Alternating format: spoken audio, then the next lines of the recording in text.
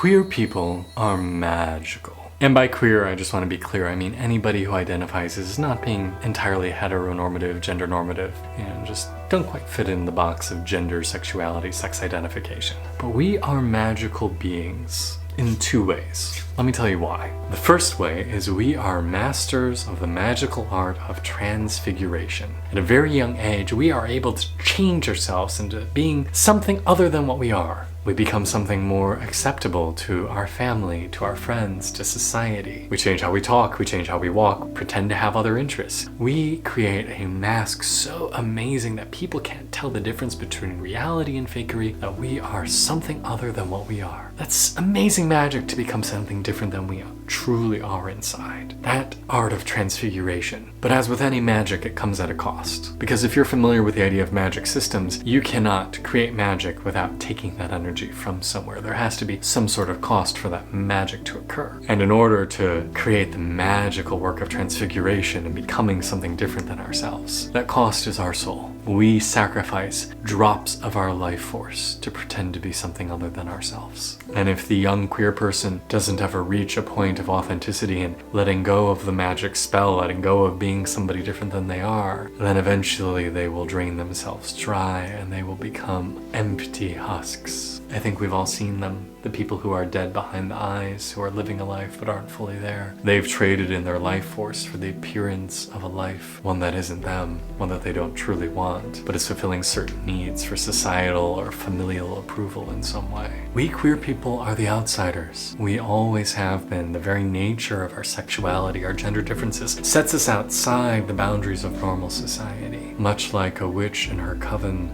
at night meeting in the forest. And I know that there's a joke in there about both groups, the queers and the witches, about enjoying mounting some sort of broom or stick and taking it for a ride.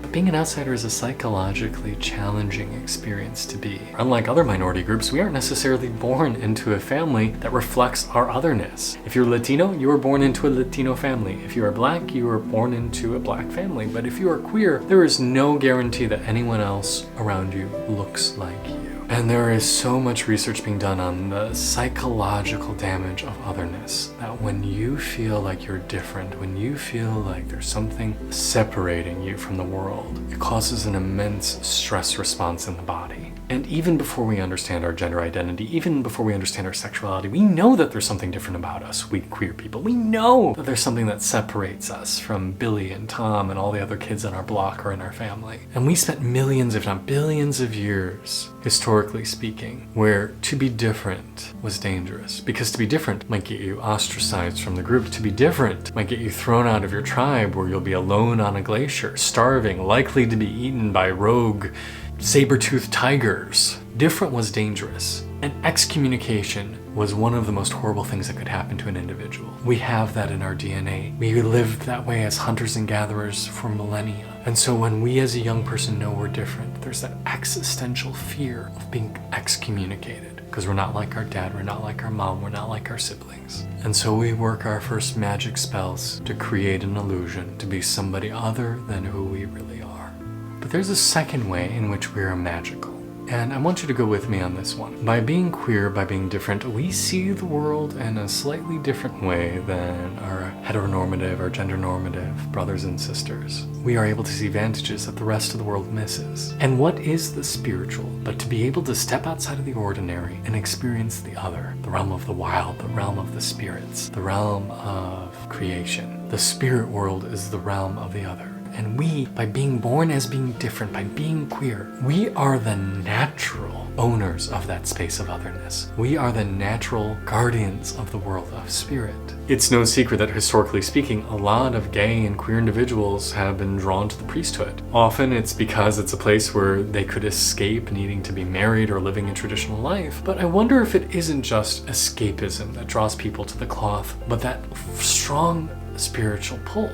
That what if we as queer individuals are actually meant to be the priests, the shamans, the healers, the sages, the wild yogis? What if by our otherness, we are meant to hold the keys to the other, the spirit, and bring it back to the rest of the world so they can learn and grow from it? What if we are meant to be the masters of the occult, the strange, the bizarre? And what if this lack of ownership of it is the root of our suffering? There's no disagreement that being an LGBTQIA+ individual in today's culture is very difficult. Even with the passing of same-sex marriage, even with some states passing greater trans rights, mental health is still a huge issue. The life expectancy for a gay man is still decades shorter than that of his straight brothers. The percentage of queer people who actively contemplate suicide is infinitely higher than that of their peers. You don't have to look far to find rampant drug use, self-harm, sexual abuse within the queer community. We are a community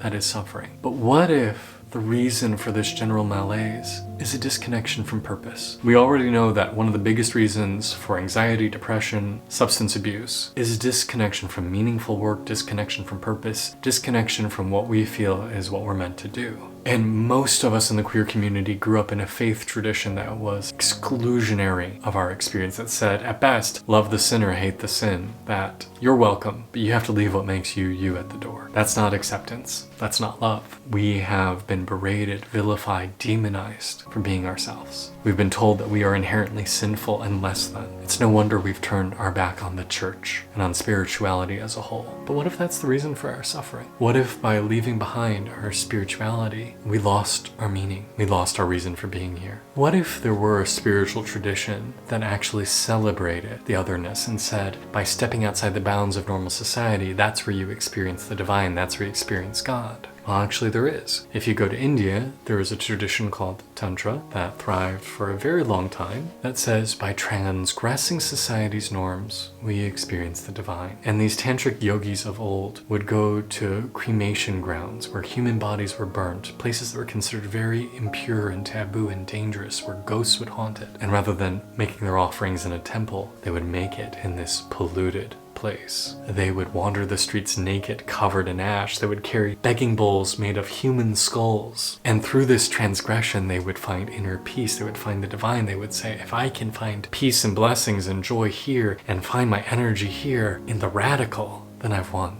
That's why they would also have sex with untouchables, the lowest case, and have sex outside of marriage, things that were considered so transgressive. But by being outside the norm, by stepping out society's strictures, God dwelt there. So this is something I have thought about for a long time. We are born transgressive by being queer. We see historical documentation for the transgressors being the holders of spirit. What if this is who we're meant to be? And what if by reclaiming our spiritual power, we could heal the suffering that we have in the queer community? What if you and your gay brother and your trans sister and your gender non-conforming sibling, what if all of you were meant to be the harbingers of spiritual change, upliftment, and enlightenment for this planet? This is what I believe, and it's a hell of a lot more powerful of a message than being damned to hell for being who I am and for accepting a community that's broken and that continuously hurts each other through further exclusion, further pain, further discrimination. Let's embrace our divine heritage, because you are magical, and I'd rather you make that second type of magic rather than the first. I'm Kay, I'm a spiritual life coach, and I appreciate your time today.